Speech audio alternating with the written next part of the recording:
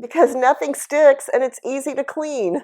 Hey everyone, I'm Kim, the Millennials Mom, here with tips and advice to help you master your home and navigate your life. And today I want to talk to you about picking a nonstick pan. So why do you want to pick a nonstick pan? Obviously because stuff doesn't stick to it. But it's particularly good for delicate foods that'll tear up on the bottom of a metal pan. Things like a fried egg, scrambled eggs, a piece of fish, even a pancake. Everybody knows a pancake does better in a nonstick pan. But also some foods like if I am mixing a stir fry and you want to add some of that yummy sauce to it, at the end, you want all those bits in that sauce to actually stick to the vegetable and not fry on the bottom of a metal surface. So obviously, you got to have a nonstick pan of some kind in your kitchen. You're going to want it. So there are generally 3 different types of coatings that they put in nonstick pans. So I just really quickly want to go over all 3 of them and tell you kind of what their challenges and benefits are. The first one is Teflon. A lot of you are familiar with this, and it's a coating that they've bonded onto the pan. Now, the great thing is that manufacturers in the last 20 years have really upped their game on the coating that they're using, and so they're more durable and less likely to have little chunks chip off than they were, back when it was first introduced.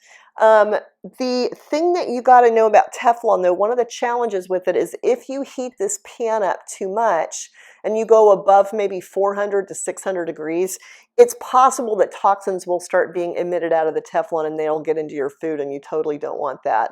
So you just have to remember to keep it on a medium heat, but it's usually pretty durable and it's a great surface to cook with. The second type of coating is a ceramic, and I don't own any ceramic pans or I would show them to you, but ceramic pans are great for a couple of different reasons. Number one, they do not emit any toxins, so they're really safe to use, and they're also very environmentally friendly. Generally speaking, challenge-wise, is they're not as durable as the Teflon pans are. But you can get all kinds of beautiful colors for your kitchen. They're actually really pretty, and they're actually a great option. Okay, so the third option that you have, and again, I don't have a skillet to show you, but it's a cast iron skillet. And believe it or not, cast iron, if it's seasoned properly, will be a great nonstick pan for you. And it also makes beautiful, beautiful crusts on food. And it's just like, especially things like hash browns, oh my gosh, they're amazing in a cast iron pan. Now, the challenge with a cast iron pan, a couple of them. Number one, they're super heavy, so it's not easy to bend down out of a cupboard and lift it up if you're 50 plus like I am. Also, they take a lot of maintenance. Now, when you season them, and you have to do this regularly, what you're doing is you're going to heat up that pan, you're going to coat it with some oil, and then you're going to heat it again and stick it in the oven, and then you're going to oil it again. But what happens when you put that oil on that pan and you stick it in a real hot oven is that oil actually bonds, it polymerizes to the bottom of the pan, and that's what gives you the nonstick coating on it. But when you use a nonstick pan, when you go to wash it, you have to dry it thoroughly so you don't get any rust. And you also have to rub it down with that oil and make sure you keep it seasoned. So it is high maintenance, but it is an awesome pan. And I mean, they've been using them for like 200 years. There are a ton of styles and sizes of nonstick pans. So where do you start?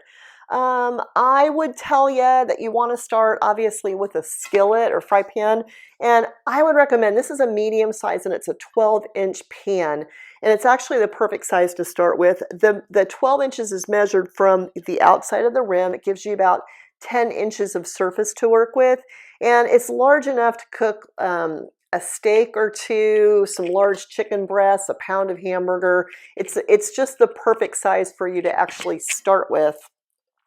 There's another pan, this one's called a saute pan, and it's great because it's got a big lip or a big side to it.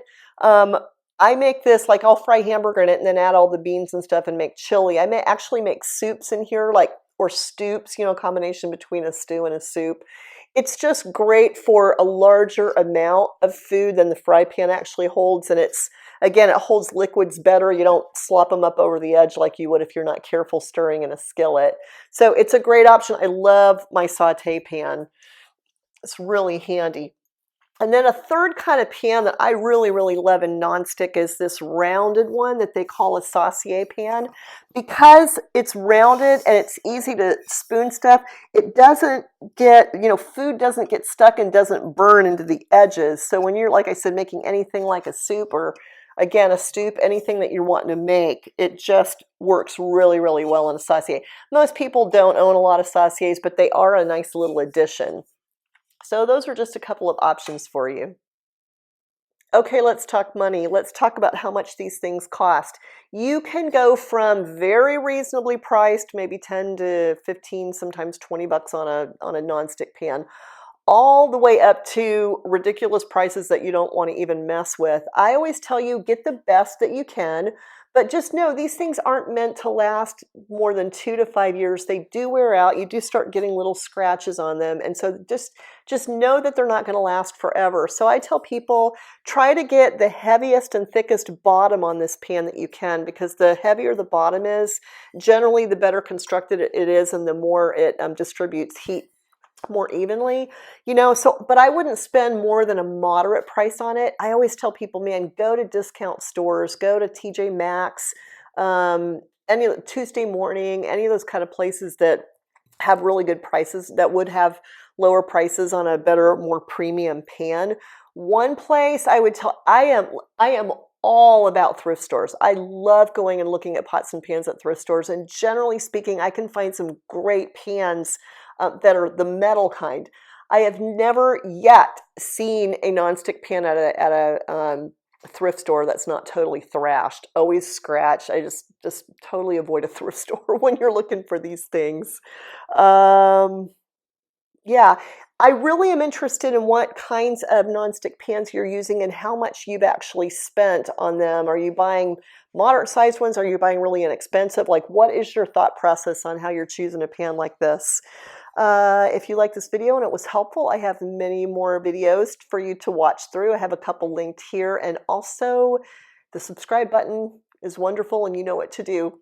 Anyway, this has been fun. Thank you so much. I will see you in my next video. Bye.